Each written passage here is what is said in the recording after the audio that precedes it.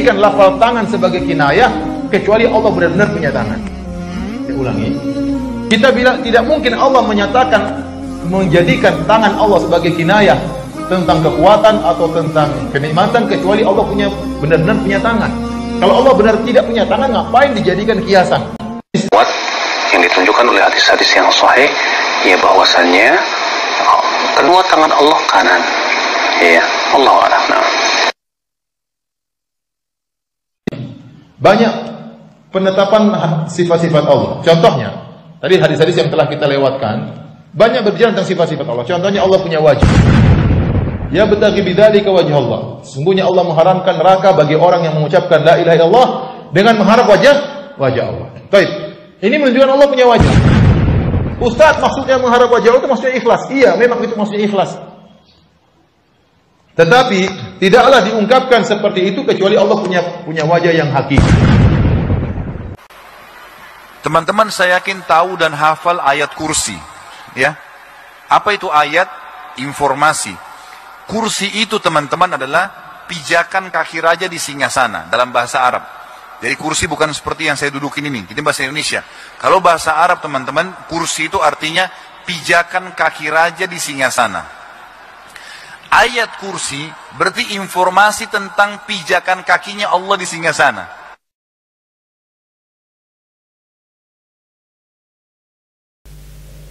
Salafi mengatakan Allah punya tangan, punya. Terus Aswaja mengatakan enggak. Berarti kalau kita mengatakan Allah punya tangan, berarti itu termasuk mujassimah, punya jisim. Kita samakan dengan yang lain. Orang Salafi enggak gitu ya. Kita mengatakan punya tangan itu, kita mengatakan punya mata, yaitu sesuai dengan apa yang diungkapkan oleh Allah, yang diucapkan, artinya yang difirmankan oleh Allah dalam Al-Quran. Al-Quran mengatakan punya mata, ya punya. Cuma, nah itu kata ulama-ulama Salafi itu, tidak sama bila tamsil, tidak disamakan dengan mata apapun dan mata siapapun gitu. Was-samaa banainaha bi'aidin wa inna lamusi'un. Was-samaa, langit itu, banainaha, kami bangun bi'aidin, dengan aidin. Bisa diartikan tangan. Ulama Salafi tangan, tangan. Ulama Aswaja enggak, kekuatan. Ulama Salafi mau disalahkan.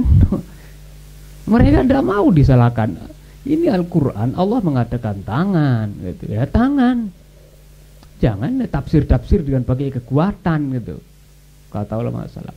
Ulama Aswaja enggak, harus ditafsir dengan kekuatan.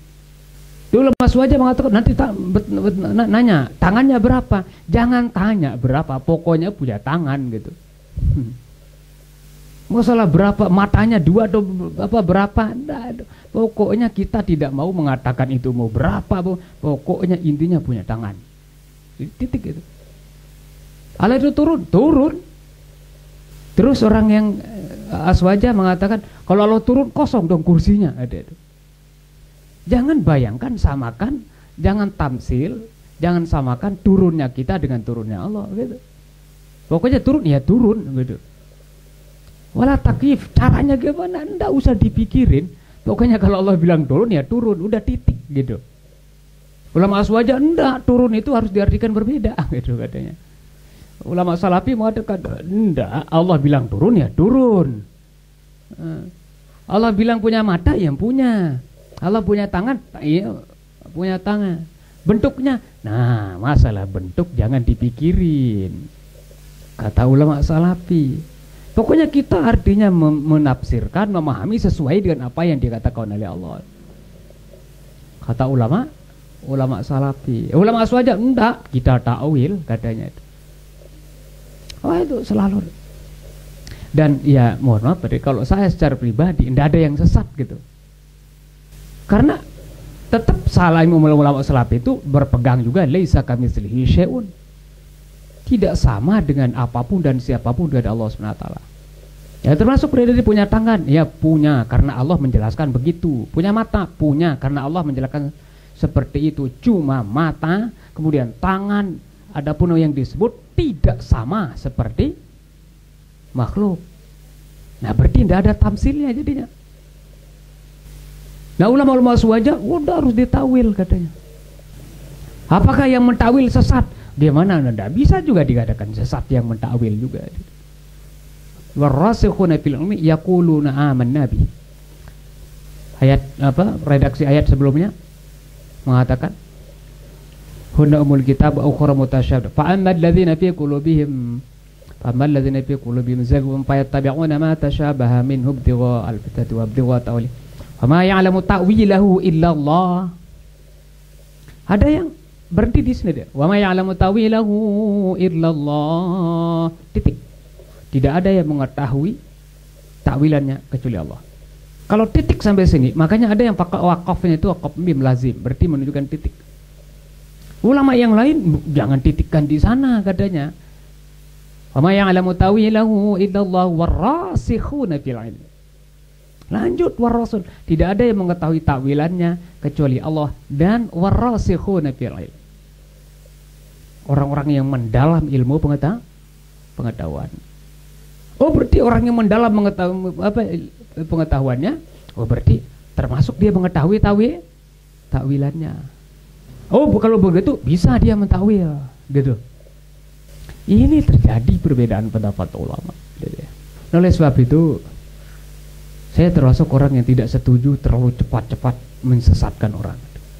Seperti udah saya katakan itu, terlalu cepat mensesatkan orang nanti tidak ada di surga. Siapa nanti di surga kalau semua sesat? Salafi mengatakan aswaja sesat, berarti salafi aja di surga. Yang aswaja di mana nanti? Terus aswaja mengatakan salafi sesat. Hah? Salafi tidak di surga, aswaja tidak di surga. Lah terus yang mana yang di surga itu? Nah itu makanya kita carikan jalurnya ya bagaimana supaya ya jangan sampai orang terlalu cepat-cepat dikatakan sesat ya. Wa fir'aun dzil autad alladzina taghaw fil bilad